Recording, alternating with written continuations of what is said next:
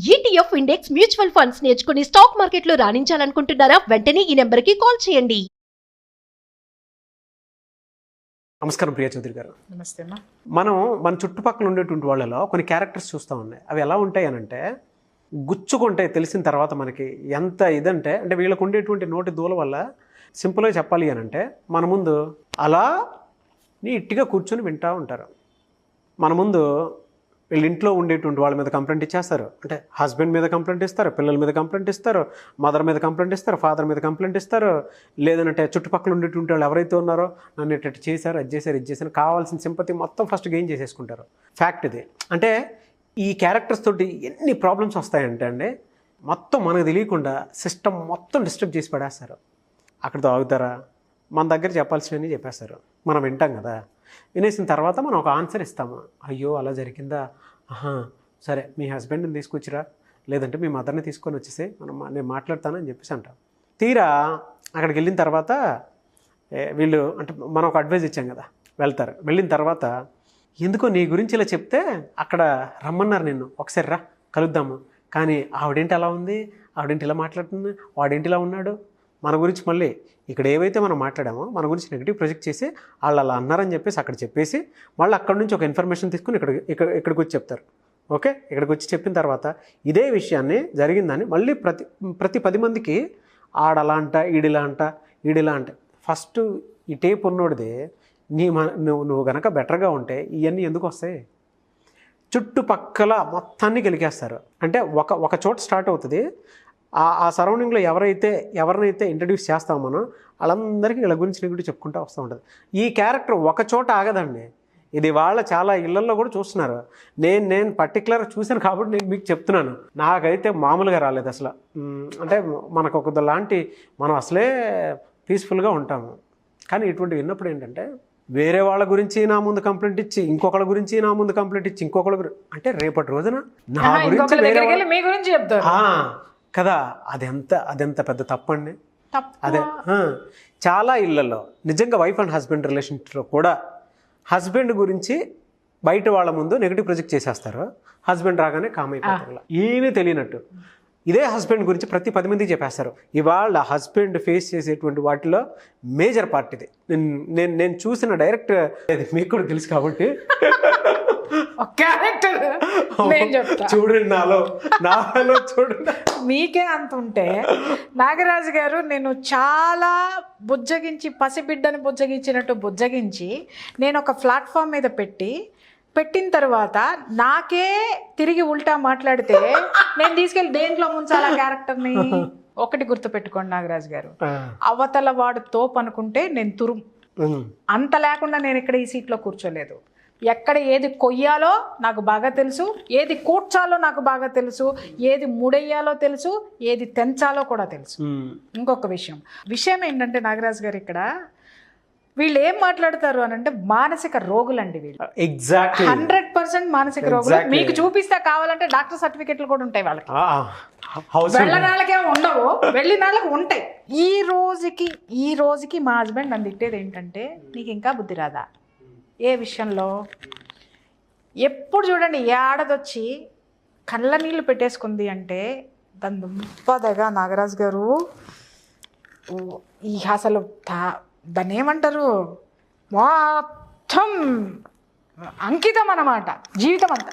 ఆ క్యారెక్టర్ కనుక బాగా బాధ పెట్టుంటే ఇలా జరిగింది తెలుసా, ఈరోజు కౌన్సిలింగ్లో ఆవిడ ఇలా ఏడ్చారు తెలుసా నీకు అని వాళ్ళు కాదు.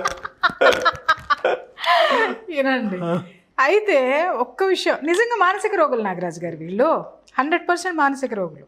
వీళ్ళు ఏంటంటే ప్రపంచంలో ఈరోజు నేను మెడిటేషన్ అనేది మొదలు పెట్టడానికి కారణం ఏంటంటే, డాక్టర్ దగ్గరికి వెళ్ళి ప్రూవ్ చేయబడిన వాళ్ళు కొంతమంది ఉంటే, ప్రూవ్ చెయ్యకుండా మానసికపరమైనటువంటి వ్యాధులతో బాధపడే వాళ్ళు చాలామంది ఉన్నారు. అదేంటో కూడా తెలుసుకోలేనటువంటి విషయం. డాక్టర్ దగ్గరికి వెళ్ళాలని కూడా తెలియదు. సర్టిఫై చేస్తే ఒప్పుకోని మనస్తత్వం. సర్టిఫై ఉన్నా కూడా నేను కరెక్టు అనేటటువంటి దాంతో ఎదుటివాడిని బ్లేమ్ చేసి పడేటట్టు గుడ్డ కాల్చి మీదేయటం అనమాట.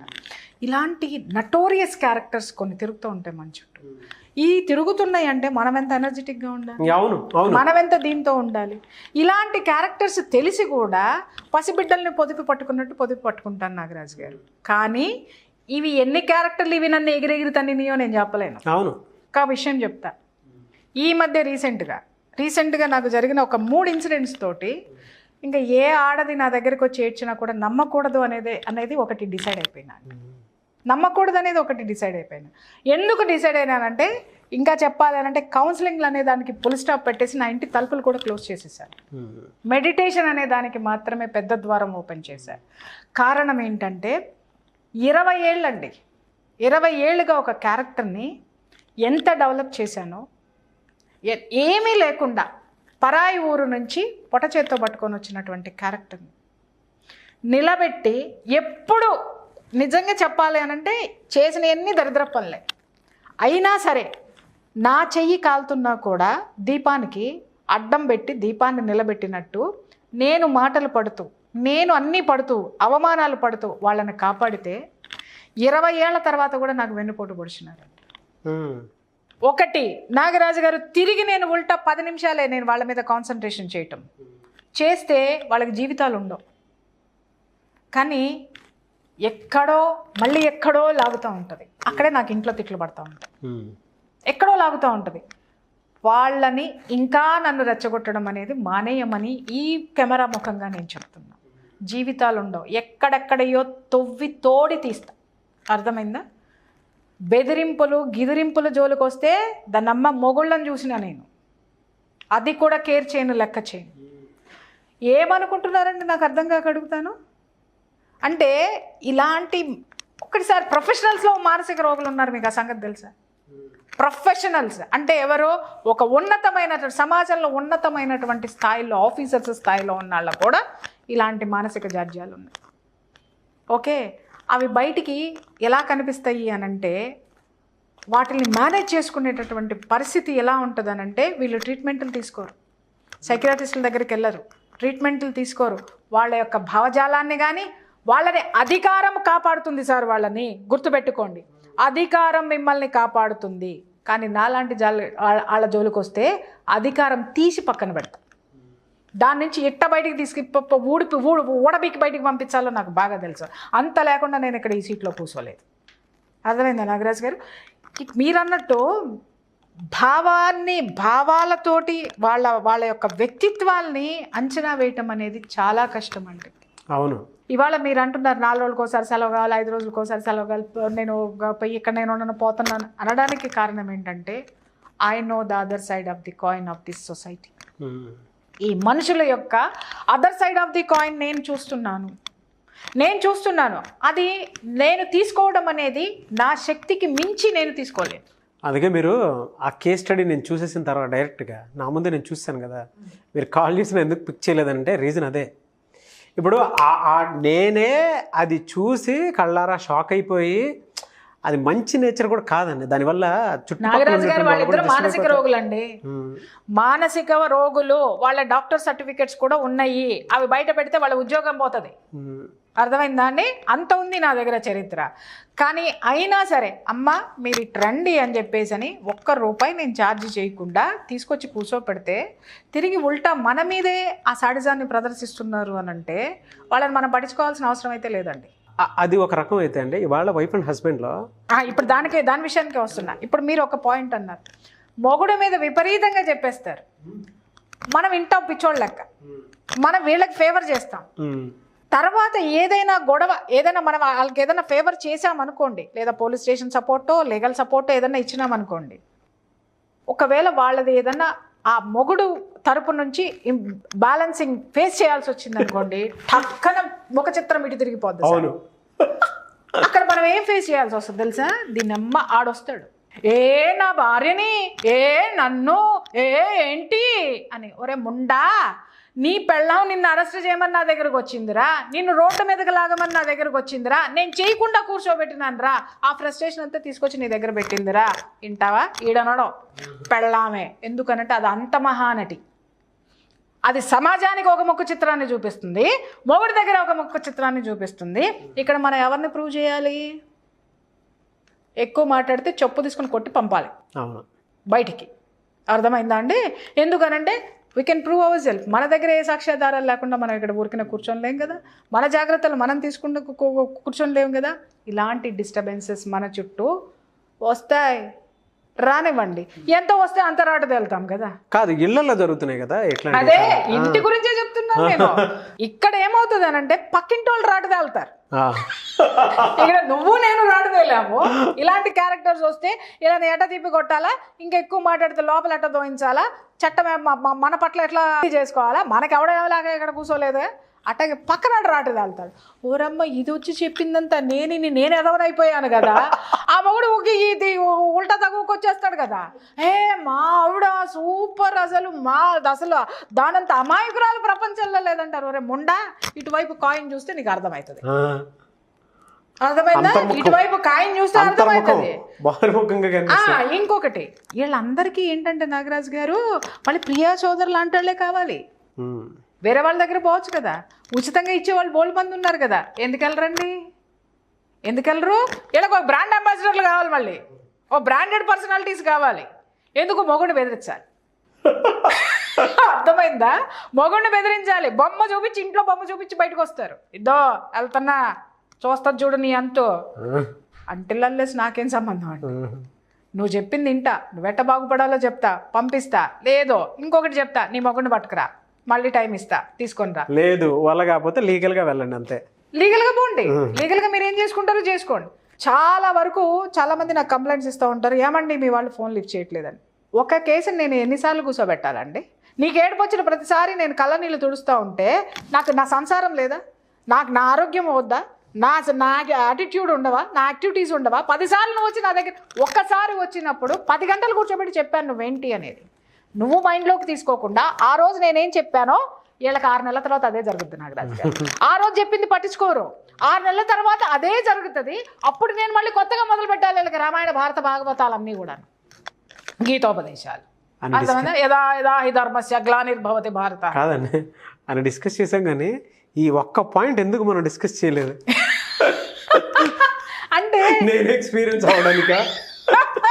అంటే నాగరాజు ఏమనుకుంటాడంటే, మేడమ్మో అసలు ఏంటి ఇవిడ మాట్లాడితే చేపా అదలు పడే కేసులే పోలేవు, నేను అడవులకు పోతా, అది పోతా, ఇది పోతా అని అంటుంది. చక్కగా కూర్చొని పుచ్చ పువ్వులే కూర్చొని ఇంత బిజినెస్ని ఎందుకు వదిలేసుకుంటుంది, పిచ్చమోండా ఇది ఎంత అని చెప్పి అనుకుంటూ ఉంటాడు. అందుకని మొన్న ఒక కేసు తగిలిచ్చిన, చుక్కలు కాదు అంత లోకాలు చూసి వచ్చినాడు. చూసి వచ్చిన తర్వాత మళ్ళీ కుర్చీలో కూర్చున్నాడు. ఎందుకంటే అలా ఉంటుంది నాగయ్యా, అర్థమైందా? ఊరికనే కాదు కౌన్సిలింగ్ అంటే, అందరిలాగా కౌన్సిలింగ్ నేను చెయ్య. 4 మాటలు చెప్పి ఇవాళ అరగంట క్లాసు, మళ్ళీ ఇంకో సెషన్ పెట్టి ఇంకొక అరగంట క్లాసు, మళ్ళీ 3 రోజుల తర్వాత అరగంట క్లాసులు చేయను. ఒకటే రోజు కడిగేసి తుంపి అవతల బారేసి క్లిప్పులు పెట్టి పంపిస్తా. బాగుపడితే బాగుపడ్డారు, లేకపోతే లేదు. నాకెందుకండి? ఇంకొకటి, ఈ మధ్య కాలంలో ఈ పిచ్చమొండలందరినీ, పిచ్చమొండ కొడుకులందరినీ నానెత్తి నేను ఎందుకు వేసుకోవాలి, నేను ఎందుకు ఉద్ధరించాలి? నాకేం అవసరం ఉంది? నా టైం ఎందుకు వేస్ట్ చేసుకోవాలి అసలు? నా అవసరం ఉందా? ఒక సమస్యను పరిష్కరించి పంపిస్తే ఇంకో సమస్యతో వస్తున్నారు. ఇంకొకటి ఇంకా చెప్పాలంటే వీళ్ళే సమస్యలై కూర్చుంటున్నారు. అందుకోసం అని చెప్పేసి మిమ్మల్ని మీరు తెలుసుకోండి, మెడిటేషన్కి రండి, మెడిటేషన్లో కూర్చోండి.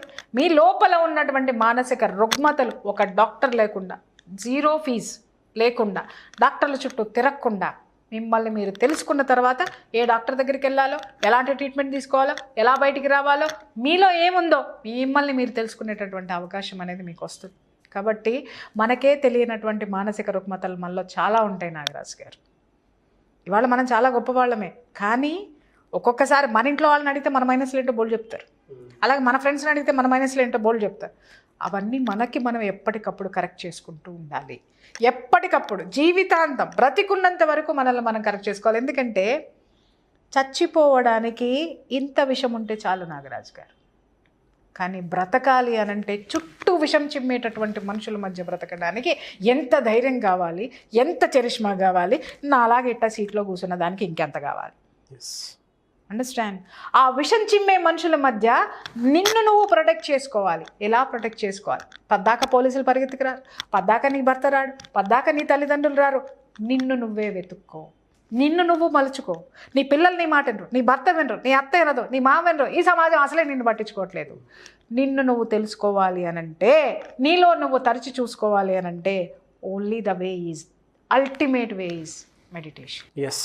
అప్పుడు అర్థమవుతుంది నువ్వు ఎదుటి వాళ్ళ పట్ల నువ్వే అగ్రెసివ్గా ఉన్నావా, వాళ్ళు నీ పట్ల ఎందుకుంటున్నారు, నువ్వు ఎలా మారాలి, నువ్వు ఎలా మారాలి. నువ్వు అతి మంచిగా ఉన్నావా, మారు, ఫెరోషియస్గా మారు. నువ్వు ఫెరోషియస్గా మొండితనంగా ఉన్నావా, నరంసే, చాలా నిదానంగా ఉండు. నీ అస్తిత్వాన్ని నువ్వు కాపాడుకుంటూ ఉండు. అన్నిటికీ ఒకటే మంత్రం ఉండు. పిడికి బియ్యానికి ఒకటే మంత్రం అన్నట్టుగా అన్నిటికీ ఒకటే కాదు. నువ్వు ఎలా ఎదుటి వాళ్ళ పట్ల నువ్వు ఎలా ఉన్నావో నిన్ను నువ్వు తెలుసుకుంటావు. ఎదుటి వాళ్ళు నీ పట్ల అలా ఉండడానికి నీలో ఉన్న మైనస్లు ఏంటో తెలుసుకుంటావు. నీ అతి మంచితనం కూడా ఒక కారణం కావచ్చు, నీ అసక్తత ఒక కారణం కావచ్చు. నువ్వు బలహీనత అనుకుంటున్నావు, కానీ నీలో ఏ బలం ఉందో దాన్ని తీసి నీకు చూపించగలిగితే ఈ మెడిటేషన్. థ్యాంక్ యూ అండి. Thank you so much Priya Chowdary గారు. Thank you. సుమన్ టీవీలో మీ పర్సనల్ అండ్ బిజినెస్ ప్రమోషన్స్ కోసం కింది నెంబర్కి కాంటాక్ట్ చేయండి.